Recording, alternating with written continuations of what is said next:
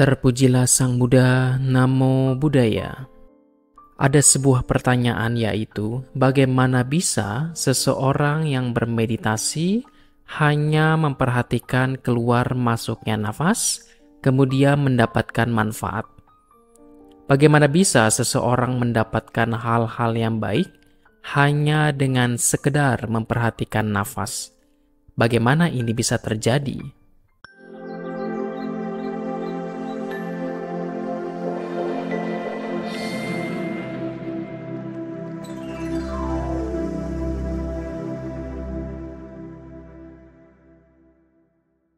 Bapak, Ibu, saudara-saudari sekalian, tentu dalam hal ini ada dua hal. Yang pertama, jika seseorang memperhatikan nafas tanpa adanya pemahaman yang benar, pokoknya hanya memperhatikan nafas tapi tidak tahu maksudnya, apa tujuannya, atau alasannya, maka tentu hal demikian tidak akan memberikan manfaat.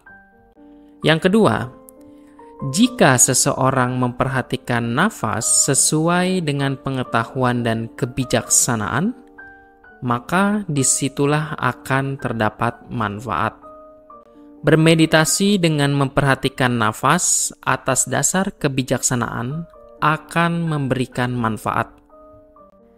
Meditasi dengan objek keluar masuknya nafas atas dasar pengetahuan dan kebijaksanaan berarti memahami bahwa ketika seseorang membawa fokus ke saat ini dan sekarang, tujuannya adalah agar batin tidak terbawa terseret oleh kekotoran batin, terutama rintangan-rintangan batin yang biasanya Sang Buddha sampaikan, yaitu keinginan untuk menikmati kesenangan indera, pikiran-pikiran yang buruk, ketidaksukaan atau kebencian, kemalasan, rasa ngantuk, kegelisahan, kekhawatiran, dan keraguan-raguan. Tujuan membawa batin bersama dengan objek keluar masuknya nafas adalah untuk mencegah munculnya 5 rintangan batin. Seseorang tahu bahwa pada saat batin berada di saat ini dan sekarang bersama dengan nafas, maka disitulah 5 rintangan batin yang biasanya termanifestasi ke dalam pikirannya mengembara. Ketika batinnya mengembara, kemudian diarahkan ke saat ini dan sekarang, memperhatikan nafas dengan menyadari dan merasakan nafas di sekitar unggah hidung. Nah, disitulah kotoran batin yang berkaitan dengan keinginan untuk menikmati kesenangan indera tidak ada. Batin dapat dikuasai oleh pikiran-pikiran yang buruk, terutama oleh kebencian dan ketidaksukaan. Biasanya, batin juga mengembara ke masa yang lampau, mengingat-ingat kejadian-kejadian yang tidak baik atau yang membawa trauma, kemudian diarahkan ke masa mendatang. Seperti ingin membalas dendam atau mengharapkan orang yang telah melukai kita, merugikan kita, menghancurkan hidup kita, sehingga ia menderita. Pikiran terus bergejolak, mengembara, dan tidak berada di saat ini dan sekarang. Tetapi, ketika batin yang demikian dikembalikan ke saat ini dan sekarang, bersama dengan objek keluar masuknya nafas, maka disitulah rintangan batin yang kedua pun juga tidak ada. Bahkan ketika batin kita dikuasai oleh rasa ngantuk dan kemalasan, biasanya karena pikiran yang mengembara dan melamun, terlena dan terseret. Pada akhirnya kita lupa dengan saat ini dan sekarang. Namun, ketika batinnya diarahkan kembali pada objek keluar masuknya nafas, setidaknya kemalasan, rasa ngantuk, dan pikiran yang terus bergejolak itu tidak ada. Apalagi berkaitan dengan kegelisahan, kekhawatiran, rasa cemas, dan ketakutan. Pikiran yang terus mengembara tidak berada di saat ini dan sekarang. Tetapi ketika batin diarahkan ke saat ini dan sekarang, bersama dengan objek keluar masuknya nafas, kegelisahan, kecemasan, dan ketakutan tidak hadir.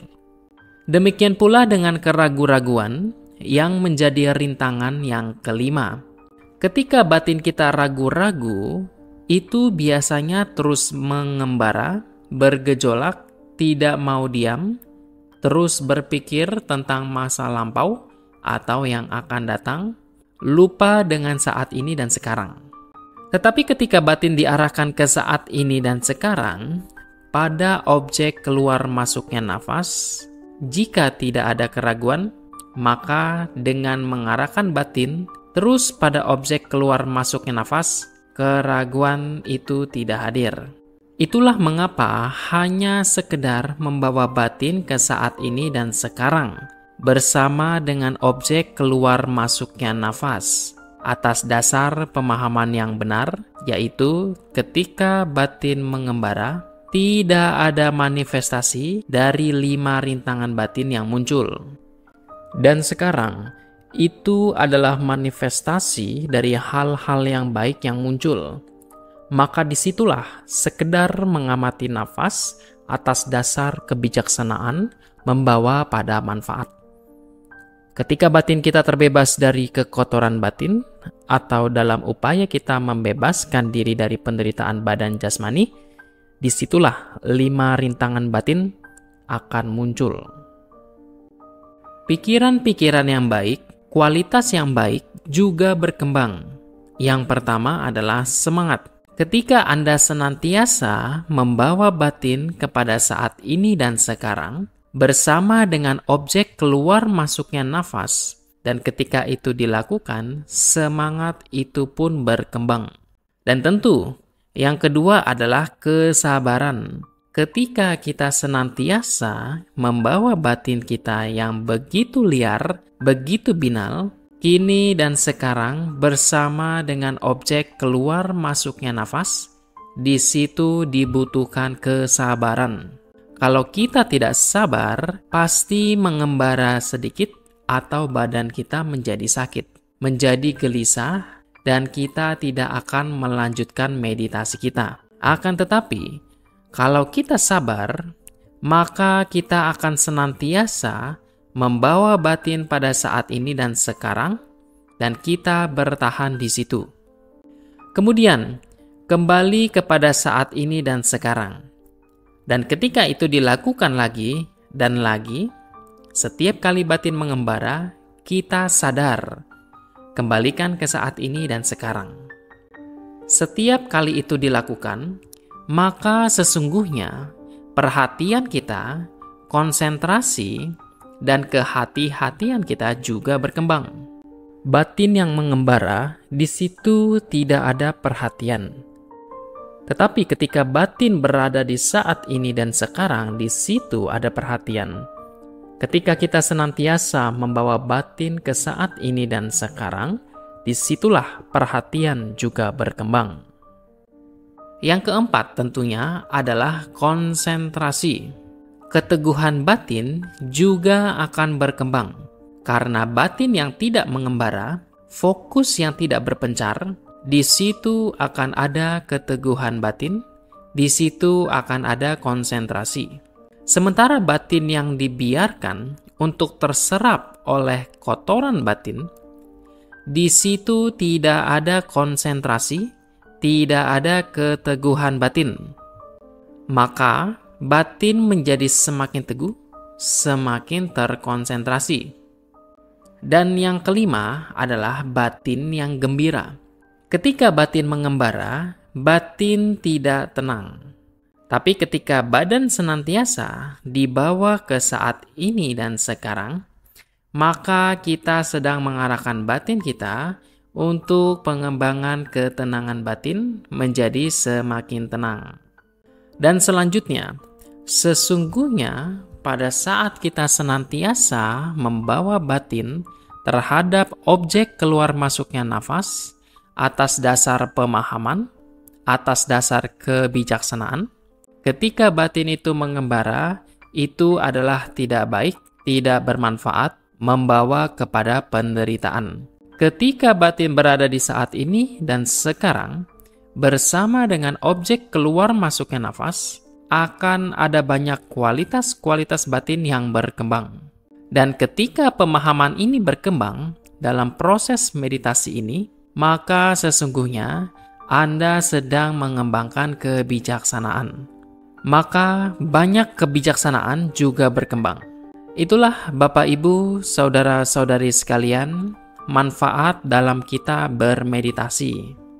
Walaupun hanya sekedar memperhatikan keluar masuknya nafas, tetapi disertakan di sana kebijaksanaan, maka yang buruk-buruk akan berkurang, akan terkikis, bahkan akan lenyap. Sementara yang baik-baik akan berkembang dan akan semakin berkembang dalam batin kita. Itulah manfaat mengapa meditasi sekedar mengarahkan batin pada keluar masuknya nafas memberikan manfaat yang besar kepada kita. Tetapi sekali lagi harus ada kebijaksanaan, harus ada tujuan yang jelas, harus ada pemahaman yang jelas dalam kita bermeditasi, membawa batin keluar pada masuk dan keluarnya nafas. Itulah Bapak Ibu, saudara-saudari sekalian. Semoga apa yang saya sampaikan bisa memberikan pemahaman. Semoga kita dapat merealisasi kebebasan sejati. Sabe sata bawantu sukitata, semoga semua makhluk berbahagia.